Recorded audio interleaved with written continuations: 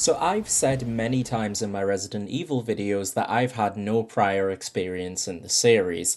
That was, albeit unintentionally on my part, a bit of a lie, because I forgot about Resident Evil Revelations, and while I never experienced the full game, I actually had the demo of this on 3DS and played through it a good few times, and I remember enjoying it well enough. I remember it was set on an abandoned cruise ship, it felt pretty creepy, and the player character had an absolute dumpy, so I'm pretty excited to go back and see what I was missing out on all those years ago.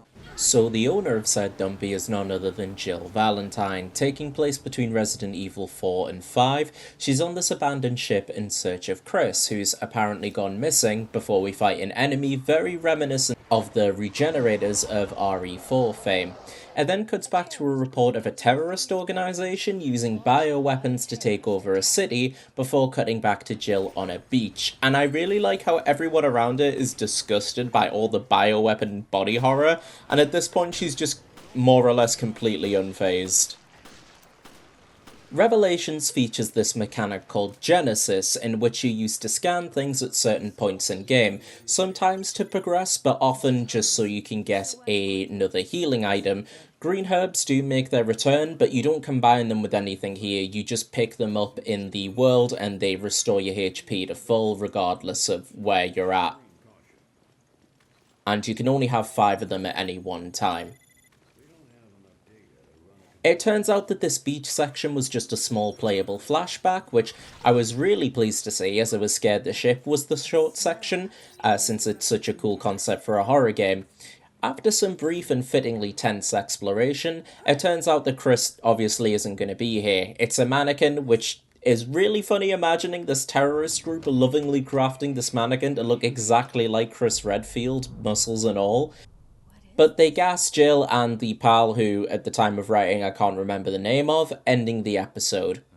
Episode 2 cuts to Chris and new character Jessica in the snowy area, and the initial feeling I get of this game is, in a word, stilted. I get that they want to make it feel like a TV series with the episodic structure and all, but having the game stop itself frequently and giving recaps on things you've literally just seen contribute greatly to this stilted feeling I mentioned, as well as the game's performance. On PC, I know I can't really discuss it as a blanket statement because given how different PCs are, performance can be different for everybody, but when I was playing, it was fine, but sometimes gameplay got a bit, jittery for me, and I don't think it was an issue with my setup. But anyway, this stilted feeling probably wouldn't be as big of an issue with it being built for a portable console, and by extension typically shorter and more spread apart play sessions, but I've got to view it through the experience that I've had. After a pretty dangerous run-in with some zombie wolves, it cuts back to Jill, stripped of her weapons and having to use dodging and occasionally the environment to get around zombies, which does make for some genuinely tense moments. But it doesn't take too long for her to meet back up with Parker, who is the guy I mentioned earlier. I finally remembered his name. And the pair make it up to the bridge. Playing as Parker, the first section of episode 3 heavily leans into action, having to escape this building which is overrun by the lizard zombies we see in Resi 1, that I forgot the name of again when I was writing, but they're called Hunters. With him and Jessica fighting their way to a helicopter before the city is completely torched via satellite. After this, we're back with Jill and Parker, who've attempted to make their way to the comms deck, only to find that the officer transformed into this giant blob creature, and the build-up, hearing him try to get out the emergency message in vain, to discovering what he's turned into, was pretty effective, I'm not gonna lie. Now this dude is a massive damage sponge, so you really have to give him everything you've got. I don't dislike this in theory, but he's the first boss so he should make an impression that he's stronger than everything you've faced so far, but the infinitely respawning mooks feels a bit overkill. We continue with Jill having to go back to the area near the very start, except the deceased woman, Rachel, we found is now gone, turned into a sort of mini-boss, engaging you for a while before running off at set segments. And honestly, this kind of cat and mouse game was an enjoyable change of pace for me, since it's usually the stronger zombies chasing you rather than the other way around. The start of episode 5 is this really brief section with these two new soldier characters, and I've got to be real, I do not give a shit about them, especially the partner. He's meant to be comedic relief, I know, but he just comes off as really fucking annoying. The player gets ambushed by new enemies, piranha-like ones that were fought briefly in the casino area, and shark-like foes that dip in and out of the water rapidly, but can easily be stun-locked. Jill and Parker end up finding two keys in hopes of escaping the ship, but end up flooding it. But we cut back to those aforementioned soldiers before we can learn the outcome of Jill and Parker's actions. The two soldiers whose names I've learned are Grinder and Quint end up finding Jill's location, sending the info to Chris, who wastes no time in making his way over. When the pair arrive on the ship, they are absolutely overwhelmed with enemies. Seriously, in most rooms, it throws just everything in the kitchen sink at you, and the contrast of Chris being like, "Oh, Jill, where are you?" straight to was really jarring, to the point it looped back around to being really funny. Jill needs to grab pipes underwater to open up a grate in order to escape, and so her and Parker don't drown, heading upwards to the antenna, but the pair are interrupted by this weird mollusk/barnacle creature. Honestly, it's fine, it's the best boss so far, but as the series boss fights go, it's nothing super standout.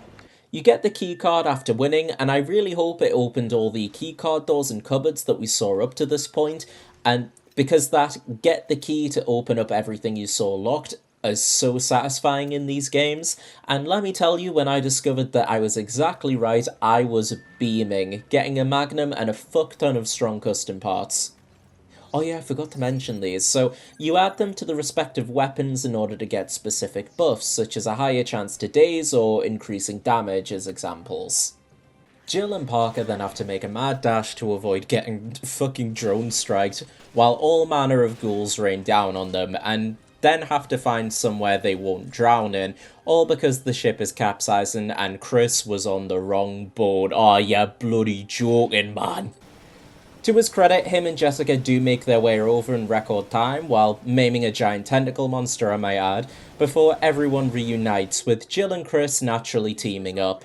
The first section of episode 9 has those two dudes I dislike getting blown the fuck out by like 50 missiles, too bad so sad bozos, while the latter has Chris and Jill exploring, say it with me, the Resident Evil secret laboratory, navigating laser walls until a giant sea creature floods the lower lab until the true villain reveals himself.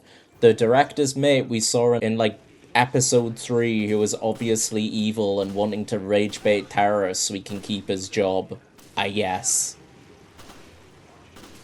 And Jessica was a spy all along and shot Parker? That's crazy. I don't care. Episode 11 mainly consists of a boss fight against a bioweapon who's attached itself to like half of the ship, and having to shoot at its tendrils with your own weaponry and rocket launchers that are dropped periodically, before you continue going ham on it in a turret section. And honestly, it just makes me think of Excella from 5, but not as good.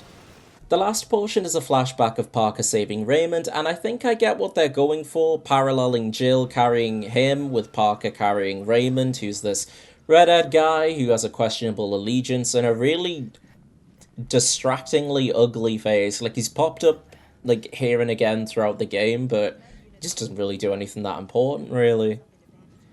And as I'm sure you can guess by what I've said in my tone, it just doesn't land for me.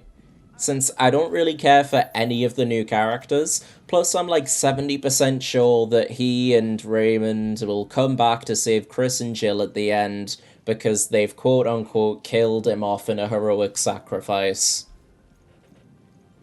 Whoa. The final episode is fittingly tense. The music, combined with having no way to defend yourself from the one-hit kill blobs, along with the gore-filled rooms that you have to wade through before getting to the final boss, does make for some effective horror. It's by far the most interesting boss in the game, having to wait until he's about to attack before his weak spot's exposed, then you can start to really dish out the damage. It creates a unique risk-reward that I can't recall seeing in Resident Evil bosses before, and it works really well. It's really neat. Jill and Chris end up getting the evidence they need to expose that the evil acting director is indeed evil, and just as I called, every single named character ends up surviving, with Jessica and Raymond meeting up and exchanging a bioweapon sample. What does this tie into? Your guess is as good as mine because it's never brought up again. I'm assuming this is something to do with Resident Evil 5 since this takes place between 4 and 5, but this is just purely guesswork on my part. In the end, I'm glad I finally got to this game that I completely forgot that I had any history with out of my backlog, but as Resident Evil games go, it was just alright for me. I thought the setting of an abandoned ship was by far the strongest thing the game had going for it, and it had a good few effective moments of horror, but the plot was just so hokey, man. Even the sillier games like 4 and 5 kept me relatively entertained. However, I could not bring myself to give a shit about anything that was going on with the new characters. And after all this time, 6 hours is how long it took me to beat this game, I was still unsure what the said revelations even were. But maybe, just maybe, they were the friends we made along the way, because Revelations 2 is multiplayer, get it? So that's what I'm going to be looking at in the next Resident Evil video. But I want to know your guys' thoughts on Revelations. Did you play it on like the 3DS when it came out, or the later home console ports? And either way, did you enjoy the game, or were you kind of lukewarm in it like I was? But please like if you enjoyed, subscribe for that Revelations 2 video and more Resident Evil videos, and I'll see you all next time. Bye.